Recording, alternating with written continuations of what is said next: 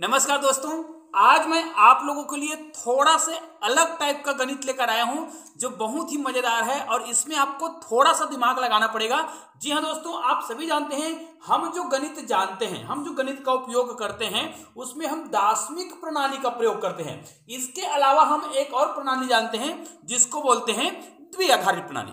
दार्शनिक प्रणाली में क्या होता है, आप इसमें 1 से लेकर 9 तक की संख्याओं का प्रयोग करते हैं जिसमें शून्य भी शामिल होता है। मतलब आप दार्शनिक प्रणाली में सभी प्रकार की संख्याओं का प्रयोग करते हैं, लेकिन हम द्विआधारी प्रणाली में केवल 1 और 0 का प्रयोग करते हैं। तो आज हम थोड़ा से अलग गणित बनाने वाले हैं। जी हाँ दोस्तों, और इसमें आपको पहचानना पड़ेगा कि वास्तव में इस प्रकार के प्रश्नों को कैसे बनाया जाए या कैसे हल किया जाए। उदाहरण के लिए आप सभी जानते हैं, अगर मैं सिंपल सी बात करूं, गुना करूं तो 4 को गुना करूं 4 से, ध्यान दीजिएगा, तो 4 चौक कितना होता है, हमें तो पता है कि 4 चौक कितना होता है, लेकिन प्रश्न में कहा जा रहा है कि 4 चौक 24 होता है। ठीक है, और ये आपको पता करना पड़ेगा कि ये किस प्रणाली में लिखा गया है कि 4 चौक 24 हो रहा है, जबकि हम इसका उत्तर जानते हैं 4 चौक कितना होता है, 16 होता है।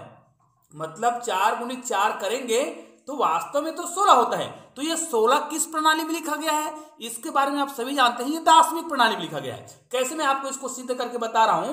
दार्शनिक प्रणाली का मतलब ये है, 1 को आपने किससे गुना किया, 10 से गुना किया है, फिर उसमें है ना, इनसे गुना करने के बाद आपने उसमें 6 जोड़ा होगा, तब आपका उत्तर कितना आएगा, 16 आएगा। तो ये दार्शनिक प्रणाली में आप इसको इस प्रकार लिख सकते हैं। लेकिन भाई दार्शनिक प्रणाली में तो आपने 0 से लेके 9 तक की संख्याओं का प्रयोग किया है, तब हम उसको दार्शनिक प्रणाली बोलते हैं। लेकिन इसमें हम कौन से प्रणाली का प्रयोग कर रहे हैं कि 4 चौक 24 हो रहा है। अब अगर 4 चौक 24 होता है तो आपको बताना होगा कि 52, ये जो 52 है, इसके बराबर क्या होगा। आप लोग मुझे कमेंट करके जरूर बताइएगा कि 52 इज इक्वल टू कितना होगा। जी हाँ दोस्तों, ये बहुत ही इंटरेस्टिंग प्रश्न है और इस प्रश्न को आप पूरा देखेंगे ना तो आपको मजा भी आएगा और एक नया चीज सीखने को भी मिलेगा। हमको कहा जा रहा है, चलो इस प्रश्न को मैं थोड़ा ऊपर में लिख लेता हूं। हमें ज्ञात करना है 52 जो है किसके बराबर होगा, कब, जब हमको प्रश्न में कहा गया है कि 4 चौक 24 होता है। तो इसके आधार पे आपको बताना है कि 52 के बराबर क्या होगा, क्योंकि आपको ये भी तो पता है ना कि 4 चौक कितना होता है, यहां पर 4 गुणित 4 बराबर करें तो कितना होता है, 16 होता है। तो दोस्तों, इसी प्रकार के महत्वपूर्ण और शानदार गणित के लिए आपने चैनल को सब्सक्राइब नहीं किया है ना, तो चैनल को सब्सक्राइब कर दीजिएगा और बेल आइकन को प्रेस करके ऑल को टच कर दीजिएगा। अब देखिए, इस प्रश्न को हमें बनाना है तो हमको ये तो पता हो गया कि 16 जो है दार्शनिक प्रणाली में लिखा है, लेकिन ये 4 चौक 24 लिखा है, इसी के बारे में हमें पता करना है। तो भाई इसको हम किस प्रकार में लिखें, देखिए अभी मैं आपको बता रहा था, चलो मैं 24 को इधर लिखता हूं, 24 को इधर लिखता हूं और 16 को इधर लिखता हूं, है ना। और ये वास्तविक है जो दार्शनिक प्रणाली में लिखा है। जिस प्रकार इसको हम क्या लिख रहे थे, 1 गुणित 10 प्लस 6 लिख रहे थे, ठीक है, उसी प्रकार इसको हम क्या लिखेंगे, इसमें उस प्रणाली को हमें पता करना है ना, कि इनको किनके साथ गुना किया गया। इनको तो दार्शनिक प्रणाली के हिसाब से 10 से गुना कर रहे हैं, तो यहां पर हम ये मानते हैं कि इसको हम क्या मानते हैं, चलो इससे कोई संख्या से गुना कर देते हैं, मतलब यहां पर हम x लिख देते हैं। इसका मतलब ये है, इसको इस प्रकार लिखा जा सकेगा, ठीक है।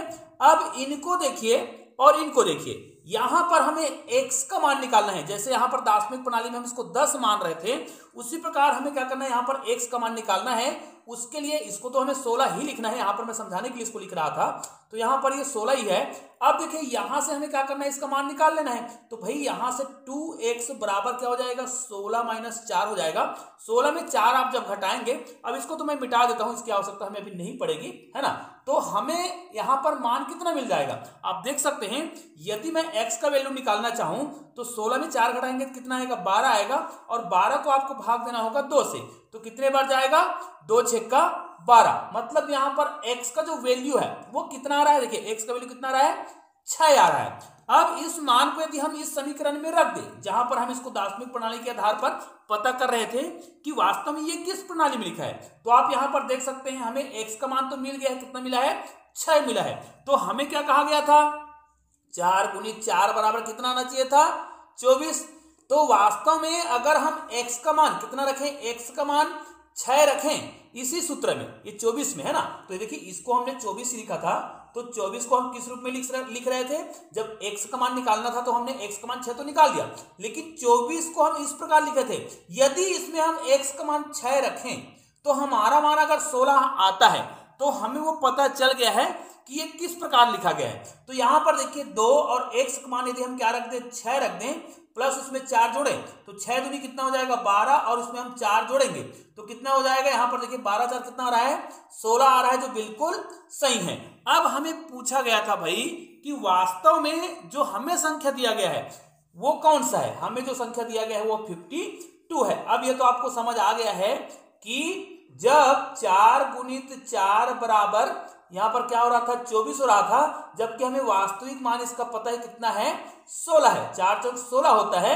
और इस प्रक्रिया से हमने जब इसका मान निकाला था तो x का मान कितना आया था, अभी हमने इसका मान निकाला था, x का मान आया था 6, और कहा गया है इसी के आधार पर आपको 52 का मान बताना है। निश्चित रूप से यहां पर देखिए 24 का जो मान है वो 16 आ रहा है, मतलब मान जो है क्या है, कम आ रहा है, क्योंकि x का मान यहां पर 6 रखे हैं तो इसका मान कम आ रहा है।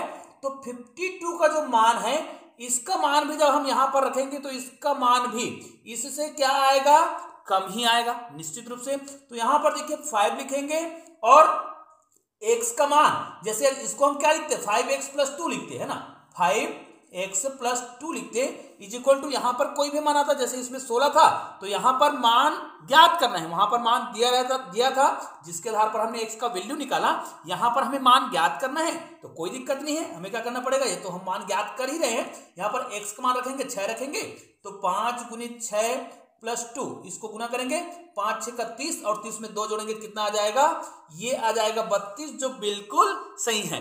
जी हाँ दोस्तों, इस प्रकार के प्रश्न को आप इसी प्रकार बना सकते हैं और ये प्रश्न बहुत ही महत्वपूर्ण होते हैं। अब मैं आपको एक प्रश्न बता रहा हूं जिसके आधार पे आपको मुझे कमेंट करके बताना होगा कि वास्तव में अभी जो हमने प्रश्न बनाया है उसी के आधार पर अन्य प्रश्न को ही बना सकते हैं जो बहुत ही महत्वपूर्ण है। तो आपको इस प्रश्न के उत्तर मुझे कमेंट करके जरूर बताना है कि वास्तव में इसको हम किस रूप में लिख सकते हैं। यदि हम ये कहा जाए 8 गुणित 8 है ना, 8 8 64 होता ही हमें पता है, तो 8 गुणित 8 बराबर यदि यहां पर 54 होता है ना, 8 8 64 होता है हमको पता है, लेकिन अगर 8 8 54 दिया हुआ है तो उसको आपको 64 का फार्मूला लगा के उसको हल करना होगा, और आपको मुझे बताना है कि इसी आधार पर यदि 8 8 64 ना होकर के 8 8 54 होता है और हमको पता है वास्तविक मान 64 होता है, तो भाई आपको यहां पर केवल 62 का मान कितना होगा, इसी के आधार पर आप लोग मुझे कमेंट करके जरूर बताइएगा। निश्चित रूप से यह जो गणित है थोड़ा से हट के जरूर है, लेकिन आपको सोचने पर मजबूर कर देगा, इसलिए इस वीडियो को अधिक से अधिक शेयर जरूर कर दीजिएगा। और हाँ, अगर आपने चैनल को सब्सक्राइब नहीं किया ना तो चैनल को सब्सक्राइब करके बेल आइकन को प्रेस कर दीजिएगा। दोस्तों मिलते हैं ऐसे ही और बेहतरीन वीडियो के साथ, तब तक के लिए जय हिंद जय भारत।